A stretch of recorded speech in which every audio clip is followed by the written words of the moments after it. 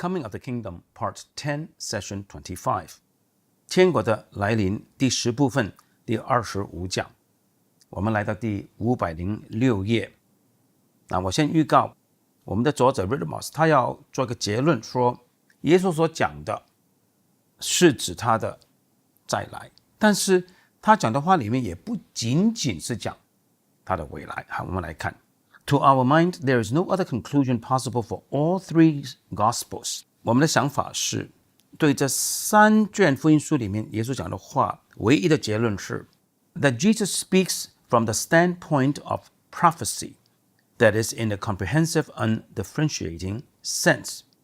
结论就是耶稣从预言的观点来讲的，是从一个涵盖一切没有太多细的区分的这种的预言的角度来讲他的话。For if in the exegesis of these texts, it is impermissible to eliminate the parousia. 假如当我们解释这3段经文的时候，不可以排除主再来， it is equally untenable to say that Jesus' prophecies had no other perspective than that of his parousia. 同样的站不住脚的观点就是说，耶稣的预言呢，只有是指他的再来，没有其他的角度来解释的。Between the time of his speech and the parousia, 从耶稣讲话到他再来这段时间 there is the great fact of the resurrection. 有着他的复活这个伟大的事实。Of the latter, he had also spoken expressis verbis in the first announcement of his passion. 在主耶稣第一次提到他的受苦受难的时候，就明文的说到他的复活的 of which the pronouncement under discussion is the conclusion. 而我们现在在讨论的耶稣所讲的话，就是那段经文 那段话语的结论。It is true that, at least to the minds of the disciples, the relation between the resurrection and parousia was in many ways obscure. 不错，至少对门徒们来说，耶稣基督的复活跟他的再来之间的关系，在很多方面来说还是很含糊的，参考本书的第44段。And that so long as the meaning of his passion, death, and resurrection was hidden from them, they were not further enlightened about all this. 而主耶稣的受难、死和复活的意义，仍然在门徒的心目中是隐藏的时候呢，他们就还没有接到更多的光照。But on the other hand, 但是反过来说 it is an established fact that Jesus made a clear and factual temporal distinction between his resurrection and his parousia. 一件不可争辩的事，是耶稣基督在他的复活和他的再来之间做了一个很清楚的区分。这个是两件事，是发生在2段不同时间的。That is why in a general announcement of Jesus' future glory as mentioned in particular by Matthew, and in a corresponding objectively identical announcement of the coming of the kingdom with power, Mark and Luke, we cannot eliminate his resurrection any more than his parousia. 所以呢，在马太福音特别所提到的，当耶稣一般性宣告他将来的荣耀，还有在马可、路加福音那些相配的关于天国带着大能降临的那些的客观性是完全一样的宣告中，就是不论是在马太或者马可、路加福音耶稣讲的话里面呢，我们不能排除他的复活，就等于不能排除他的再来一样。For in his resurrection also, the Son of Man comes in his kingly dignity. 因为在耶稣又复活的时候，人子也是带着他的国，也就是他的王权来到的。参考马太福音28章18节。And that is why we shall also have to consider the all-embracing significance of Christ's exaltation in Matthew 16:28 and parallels. 所以呢，我们必须考虑到，在马太福音16章28节和其他平衡经文里面，耶稣基督被高举那个涵盖一切的那个重要性是什么？It can only be said that 我们只能这样说 that in the pronouncement as such, this perspective is absent. 在主耶稣基督的宣告，他讲的话本身没有这个的观点角度 and that it would not be understood even in the clear light of the fulfillment by those from whom the meaning of Jesus' passion and death was hidden. 而且对那些耶稣基督的受苦和死的意义没有看见的人啊，就上帝向他们隐藏了。对这人来说，就算是这件事情应验了，他们也不会理解到。就算耶稣复活之后，他们也不一定看到耶稣讲这些话是指他的复活。But this is connected with the whole character of Jesus' self-revelation before his resurrection. 但这个就是与耶稣基督在他复活之前，他的自我启示的整个的性质有关。Finally, 最后 Matthew 10:23 yet remains for us to discuss. 我们仍然要讨论的经文是马太福音第10章第23节。第23节，有人在这城里逼迫你们，就逃到那城里去。我实在告诉你们，以色列的城邑，你们还没有走遍，人子就到了。马太10章23节。We have already seen the impossibility of making this text the cornerstone of the construction of the consistent eschatology in Schweitzer's sense and in that of Werner and Bury. 我们已经看到，假如用这段经文来建立好像 Schweitzer 跟 Werner 跟 Bury 他们那种的一致性的末世论，就是只是指未来的话呢，这种的解释是不可能的。The question is, 我们要问的问题是 How must we understand this mysterious pronouncement within the scope of the whole of Jesus' prophecy of the future? 从整个耶稣基督对未来的预言的整个的范围来看，我们要如何去了解耶稣讲这段的奥秘的话呢？ In addition to the explanations mentioned before, which speak of an error in the future perspective, 除了我们上面提过，有一种的解释是说，耶稣对未来的这个观点角度有错误的。除了这个观点以外，除了这个解释以外 ，there are different views of the words "Ye shall not have gone over the cities of Israel." 还有其他不同的观点来解释这句话，就是以色列的城邑你们还没有走遍，还有不同的解释的。第一个观点 ，Some authors think that here reference is made to the finishing of the missionary task. 有些作者认为这里耶稣所指的是宣教工作的完成。For the pronouncement is derived from Jesus' speech on setting forth the disciples, and that is in Matthew 10. 因为耶稣所讲的话是来自耶稣论到他差遣门徒出去的那段讲话里面所显生的。马太第10章。这下面是我们的作者的批判。At the same time, the purport of this speech is not restricted to the sending forth of which Matthew 10:1 speaks, but is extended to a much more remote future. 我们的作者说，与此同时呢，耶稣讲这段话的意思呢，并不限制在马太10章第1节所论到的差遣的。这段话的意义可以延伸到一个更远更远的未来的。Thus, for example, Groscheider is of the opinion. 好，第二个观点。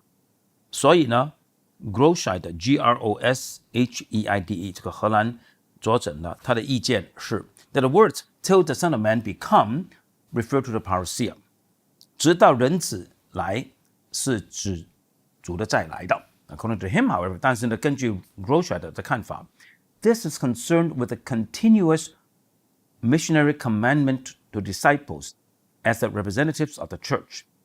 这里是指门徒们作为教会的代表的那个不断要遵守的宣教的命令。This task extends to Christ's second coming. 这个宣教的工作一直延伸到基督的第二次降临到。Moreover, 不但如此 the expressions, the cities of Israel, must be taken in a wider sense than its strictly literal meaning. 不但如此，以色列的诚意这个表述呢，必须要比严格来说一个字义的意义更广 and must be conceived of as intending the various places inhabited by men who are in contact with Christianity but estranged from God. 这句话的意思呢，是延伸到所有有人类居住的地方，是与神隔离，但是与基督教有所接触的。This is a figurative or symbolical conception of the words the cities of Israel. 这个就是以色列的诚意一种的象征性的理解。第三个观点 ，Something similar is found in Lagrange. Lagrange 这个作者 Lagrange， 他也看到类似的事。Although he prefers to think of the flight of the disciples, 虽然他比较倾向于想到门徒们的逃走 ，not in the mission, but in the tribulation， 不是宣教，乃是大灾难，他的受苦。And takes the coming of the Son of Man to mean a great catastrophe, such as, for example, the fall of Jerusalem. 所以呢，人子的再来呢，是指一次大灾难，譬如说耶路撒冷的被毁。He does not entirely reject the conception by which this passage denotes the parousia. 他也没有完全拒绝这段经文是用什么的概念来讲主的再来的。If the latter is meant, 假如后者是经文的意思呢？ The cities of Israel will probably refer to the Jews in the diaspora. 那么以色列的成因呢，就大概是指住在海外的犹太人。第四个观点 Schneewind too thinks of Matthew 10:23 in terms of the mission. Schneewind, S-C-H-N-I-E-W-I-N-D. 这位学者同样的想到马太福音第10章23节的时候，是指教会的宣教。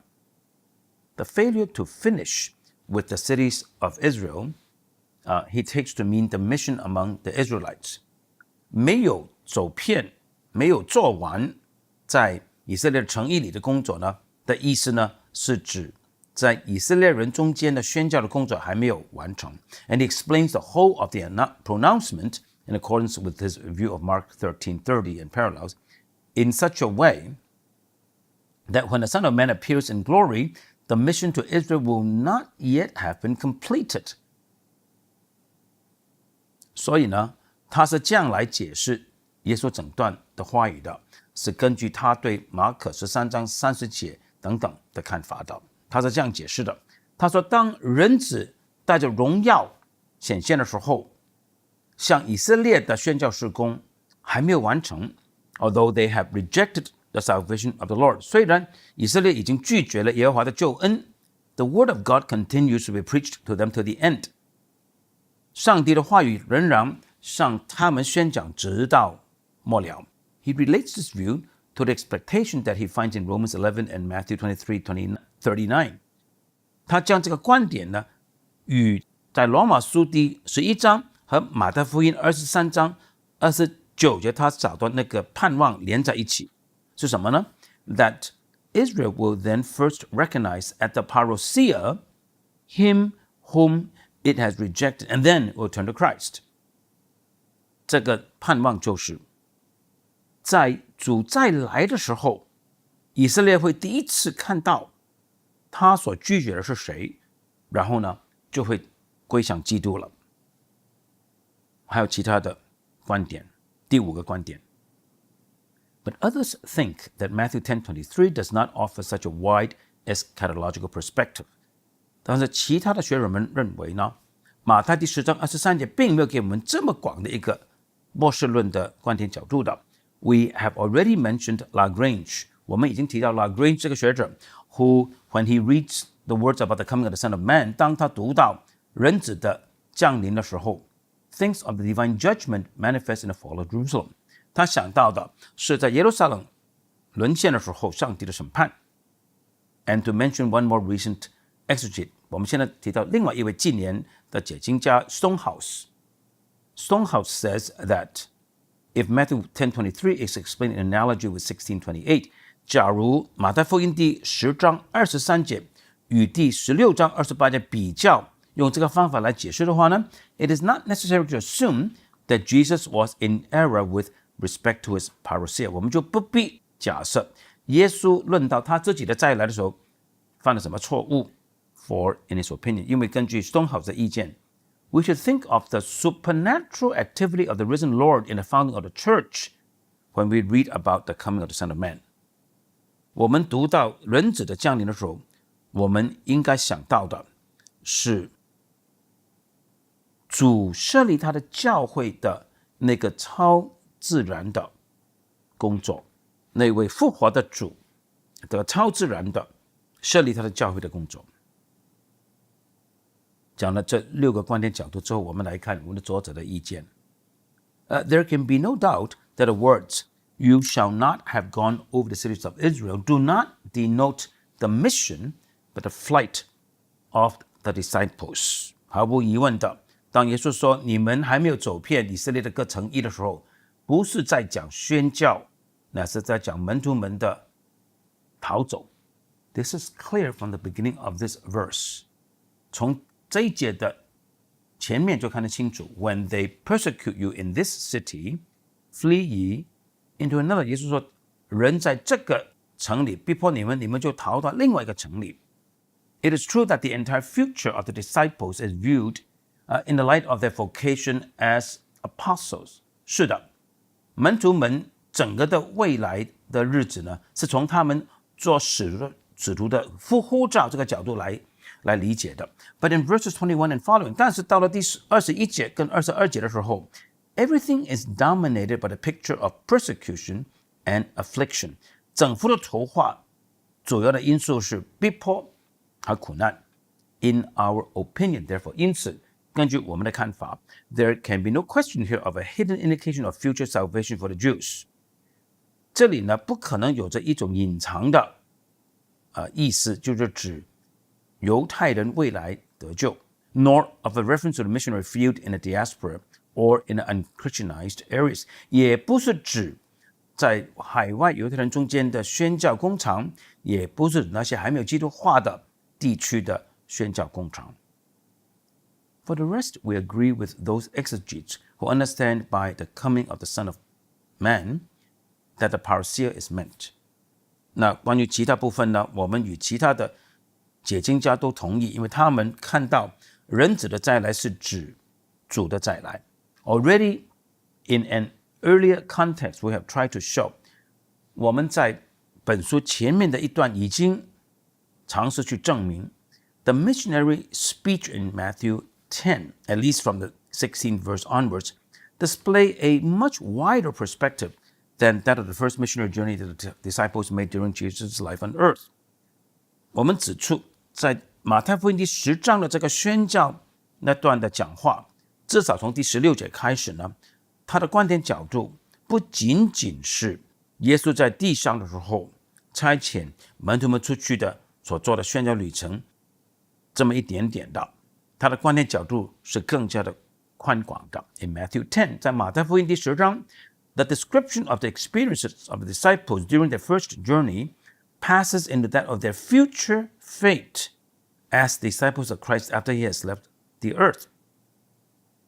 当主耶稣描述了门徒们第一次宣教旅程的经验的时候，耶稣的话就慢慢扩展到作为基督的门徒，他们将来在基督离开世界之后，他们将来的结局。Gradually, the speech assumes the character of what the synoptic apocalypse says about the vicissitudes of the disciples in the coming tribulation foretold by Jesus. 逐渐的，耶稣所讲的话，那个性质就是那种符类福音的末世灾难这种的性质。这种的末世灾难的话语呢，是讲到耶稣预告着门徒们将来要受苦，讲到受苦这段时期的各种的事情的起伏。Some of the pronouncements in Matthew 10 are even verbally identical, and many others are factually identical with those in Mark 13 and Luke 21. 在马太福音第10章耶稣所讲的话，有些是直接的字义上与马可福音第13章跟路加21章完全一样，其他方面呢，又是这3段经文在所指的事实是一样的。参考马太10章17到21节，然后比较马可13章9到13节跟路加21章12到17节。We even find again in Matthew 24 what is said in Matthew 10。甚至乎在马太福音第24章，我们还是读到在马太第10章耶稣所说过的话。参考马太10章17节跟22节，比较马太24章9节跟13节。In connection with this, it seems unwarranted to speak of anything else than the parousia when Matthew 10:23 speaks of the coming of the Son of Man。 所以当主耶稣在马太福音第10章23节说到人子的再来的时候，我们没有理由不想到主耶稣的再来的。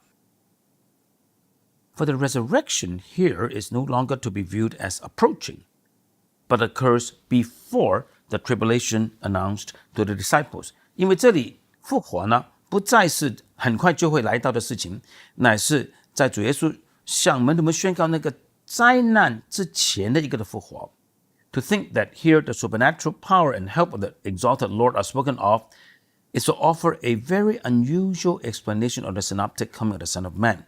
假如我们想到这里是指着我们的被高举的主耶稣他那种的超自然的大能跟帮助的话，那么这种的讲法是对福音福音的人子的降临一种的非常不寻常的解释。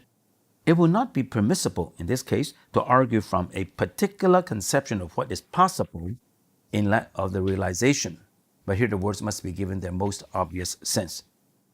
我们不能够允许呢人先想到究竟什么是可能的，就是说从事情实现的时候回过来看这段经文在讲的哪些是可能发生的事，这样子的争辩是不对的。